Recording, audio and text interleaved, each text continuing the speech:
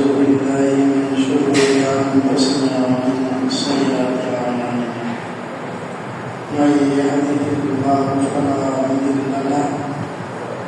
ومن يضلل فلا هادي له ونشهد أن لا إله إلا الله ونشهد أن محمدا عبده ورسوله أعوذ بالله من الشيطان الرجيم بسم الله الرحمن الرحيم ويوم يعض الظالم على يديه يقول يا ليتني اتخذت مع الرسول سبيلا يا ويلتى ليتني لم أتخذ فلانا خليلا لقد أضلني عن الذكر بعد إذ جاءني وكان الشيطان للإنسان خذولا فقال الرسول يا رب إن قومي اتخذوا هذا القرآن مهجورا وكذلك جعلنا لكل نبي عدوا من المجرمين وكفى بربك هاديا ونصيرا وقال النبي صلى الله عليه وسلم أمرني ربي بتسع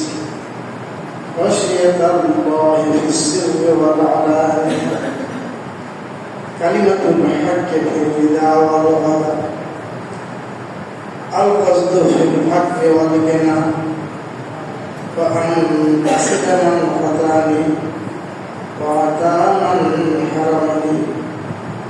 وأعفو عمن ظلمني وأن يكون صمتا بكرا ونبكي ذكرا ونظرتي عبرا সম্মানিত মুসলিমরা পবিত্র রমজানুল মুবারক মাসের শেষ দশকে একেবারে শেষ প্রান্তে আমরা উপনীত। সম্ভবত আজকে 23টি রোজা চলে যাচ্ছে।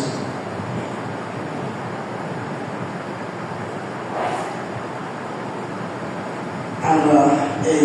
পবিত্র মাসের শেষে শুক্রবারে জুমার সালাতে খুতবা শোনার জন্য আসতে পেরে সেই মহান রব্বুল আলামিনের শুকরিয়া জ্ঞাপন করি, যিনি আমাদেরকে সিয়াম অবস্থা পৃথিবীর সর্বোত্তম জায়গা আল্লাহর ঘর এই পবিত্র মাসে আসার সুযোগ করে দিয়েছেন। আলহামদুলিল্লাহ।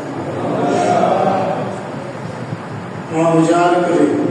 মহান আল্লাহর দরবারে প্রার্থনা করি আমাদের পৃথিবীর সর্বশ্রেষ্ঠ মানুষ, সর্বশ্রেষ্ঠ নবী, সর্বশ্রেষ্ঠ নেতা, সর্বশ্রেষ্ঠ বিচারক, অর্থনীতিবিদ, সমাজবিদ, সমাজ সংস্কার, শ্রেষ্ঠ বিভাগ, যার আগে কেউ জান্নাতে যেতে পারবে না, যার সুপারিশ ছাড়াও কেউ জান্নাতে যেতে পারবে না, যাকে মহান আল্লাহ দয়া করে মায়া করে হাউজে কাসার দান করেছেন, যাকে আল্লাহ তাআলা মাকাম মাহমুদ দান করেছেন, সেই মহান নবীর প্রতি সাল্লাল্লাহু আলাইহি ওয়াসাল্লাম ওয়া আলা আলিহি ওয়া আসহাবিহি ওয়া যুররিয়াতিহি ওয়ান নাস আজমাইন। যে উপস্থিতি, আপনারা সবাই অত্যন্ত জ্ঞানী গুণী মানুষ, আপনারা সব জানেন, আমি যা বলব তাও জানেন।